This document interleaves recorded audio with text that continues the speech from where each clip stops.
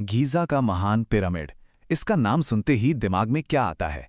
एक बहुत बड़ी रहस्यमयी इमारत है ना? पर ये सिर्फ पत्थर का ढेर नहीं है। ये तो हजारों सालों से चले आ रहे सवालों और रहस्यों का एक पूरा जहान है। सोचिए जरा, लगभग 4000 सालों तक धरती पर इससे ऊंची कोई चीज थी ही नहीं। और वजन? आज की सबसे ऊंची बिल्डिंग बुर्ज खलीफा को तो सब जानते हैं। ये पिरामिड उससे 12 गुना ज्यादा भारी है। 12 गुना। मतलब इसे बनाया ही गया था हमेशा के लिए, टिकने के लिए। हजारों साल की धूप, आंधियां, यहां तक के भूकंप, सब कुछ झेल गया ये।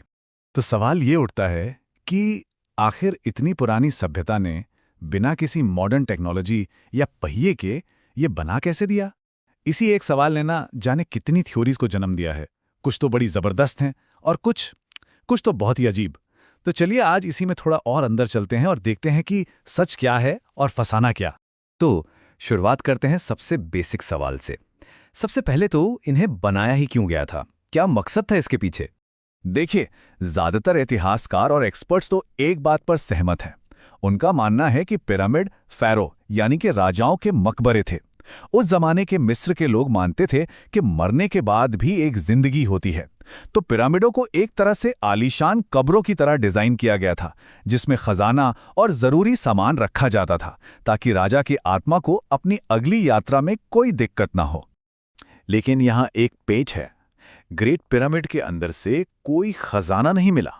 अब हो सकता है कि हजारों साल पहले मकबरा चोरों ने सब लूट लिया हो, लेकिन इसी एक बात ने ना कई अलग अलग थ्योरीज को हवा दे दी है।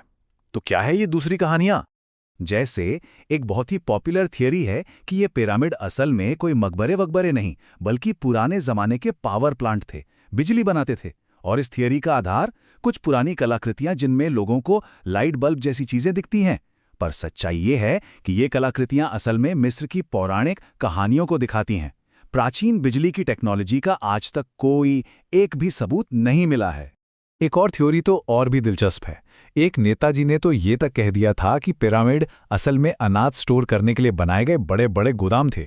हाँ, गोदाम। इस बात का भी इतिहास में या खुदाई में कोई सबूत नहीं मिलता। तो ठीक है, क्यों का जवाब तो हमें मिल गया कि ये मकबरे थे। अब आते अगले सवाल पर। कौन? मतलब इन्हें बनाया किसने? इतने सारे लोगों को कैसे इकट्ठा किया गया होगा? अब फिल्मों और कहानियों को देखकर ज्यादातर लोगों के दिमाग में एक ही तस्वीर आती है। हजारों गुलाम जिन्हें कोड़े मारकर जबरदस्ती काम करवाया जा रहा है। ये शायद सबसे बड़ा मिथक है पिरामिडों के बारे में। असलियत इससे बहुत अलग है। जो सबूत मिले हैं ना, वो एक बिल्कुल अलग कहानी कहते हैं। खुदाई में मजदूरों के पूरे शहर मिले हैं। पता चलता है कि करीब 20 से 30 हजार कुशल कारीगरों ने इसे बनाया था। और ये गुलाम नहीं थे, इन्हें अच्छा खाना दिया जाता था, इतना अच्छा कि वो आम लोगों से भी ज्यादा सेहतमंद थे। ये एक तरह का नेशनल प्रोजेक्ट था, जिसमें किसान भी फसल कटने के बाद मदद करने आते थे। ये लोग अपने राजा के प्रति वफादार थे और पूरे सम्मान के साथ काम करते थे।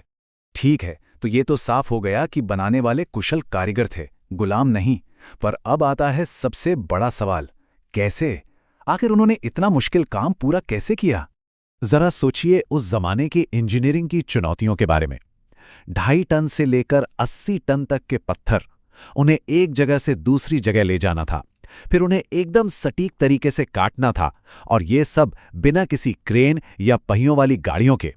और तो और, ये पूरा प्रोजेक्ट सिर्फ 20 साल में खत्म करना था। ये तो आज भी नामुमकिन सा लगता है। तो पत्थर हिलाए कैसे गए? इसका एक बहुत बड़ा सुराग मिला एक 4000 साल पुरानी पेंटिंग से। उस पेंटिंग में दिखाया गया है कि एक बड़े से स्लेज के आगे एक आदमी रेत पर पानी डाल रहा है। इस पर जब आज के वैज्ञानिकों ने एक्सपेरिमेंट किया तो पता चला कि रेत पर सही मात्रा में पानी डालने से ना फ्रिक्शन यानी घर्षण बहुत कम हो जाता है और भारी से भारी स्लेज को खींचना बहुत आसान हो जाता है। कितना सरल और शानदार तरीका था। चलो, पत्थरों को जमीन पर खींचना तो समझ आ गया, पर उन्हें ऊपर कैसे चढ़ाया गया? इसके लिए 2 मेन थ्योरीज हैं। पहली, रैंप। पुरातत्वविदों को एक 4500 साल पुराना रैंप सिस्टम मिला भी है। हो सकता है उन्होंने पिरामिड के चारों ओर एक लंबा, सीधा या घुमावदार रैंप बनाया हो।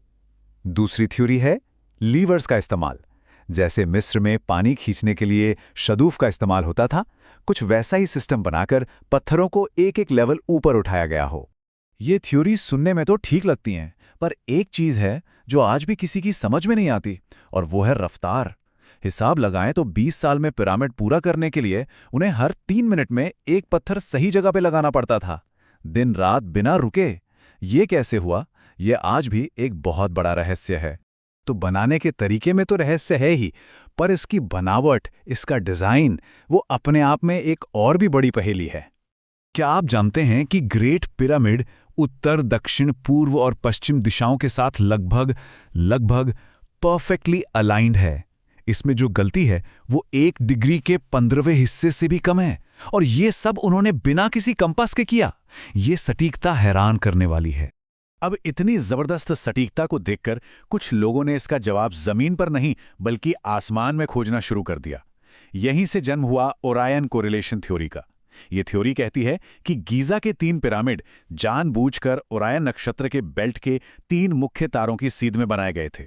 सुनने में ये बहुत बढ़िया लगता है ना, पर ज्यादातर इतिहासकार और खगोलविद इस बात को नहीं मानते। क्यों? क्योंकि पहली बात तो ये कि तीनों पिरामिड एक साथ नहीं बनाए गए थे। दूसरी बात, जब तारों की पुरानी स्थिति के हिसाब से भी देखा गया तो अलाइनमेंट परफेक्ट नहीं है।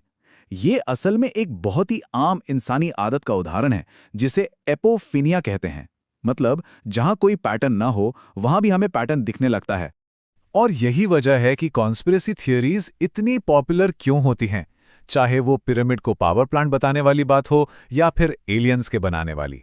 जब हमें किसी चीज का जवाब नहीं पता होता तो हमारा दिमाग खालीपन को भरने के लिए कोई ना कोई कहानी घड़ लेता है। तो सवाल ये उठता है कि बेहतर क्या है, किसी रहस्य को वैसे ही स्वीकार कर लेना या फिर उसका जवाब खुद बना लेना। देखिए, विज्ञान का तरीका यह है कि जो हम जानते हैं उसे मानें, जो नहीं जानते उसे भी साफ साफ स्वीकार करें और दरवाजा खुला छोड़ दें आने वाली पीढ़ियों के लिए, ताकि वो नई खोज कर सकें। क्योंकि कभी-कभी सबसे रोमांचक जवाब वो होता है जो हमें अभी तक मिला ही नहीं है।